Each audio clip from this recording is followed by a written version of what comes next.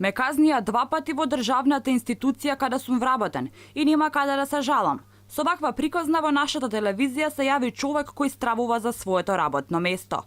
Второстепената комисија надлежна за инспекцијски надзор и прекршачни постапки е разрешена.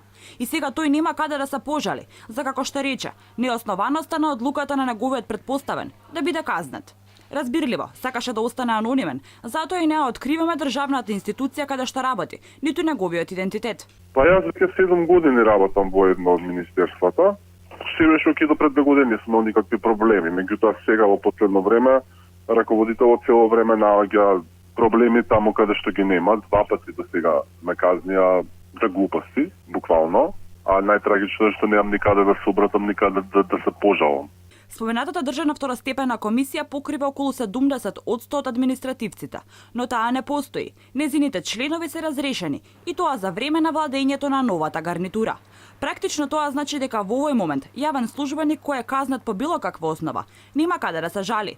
И не само оваа, разрешена е уште една исто така толку клучна второстепена комисија за управна постапка и работни спорови. Сега вработените се во ситуација на страв да не добијат казни по партиски, политички или по други основи, оти немаат каде да се обжалат. Веќе известно време административците се гневни дека добиваат суспензивни решенија оти припаѓаат или се симпатизери на невладеачката гарнитура.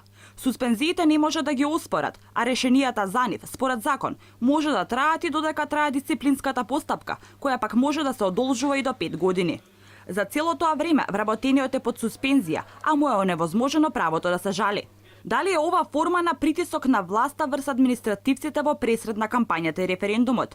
Зошто второстепените комисии се разрешени, а работничките права одземени? Алфа денеска го праша Министерството надлежно за јавна администрација.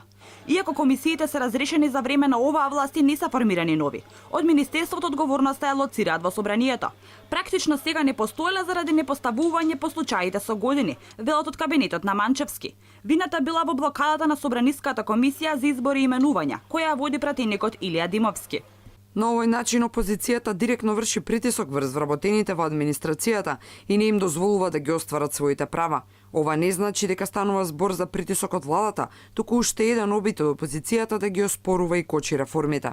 Нашиот соговорник останува безнадежен, стравува дека со уште една казна, неоснована по ниеден правен акт, како што вели, може да остане без работа.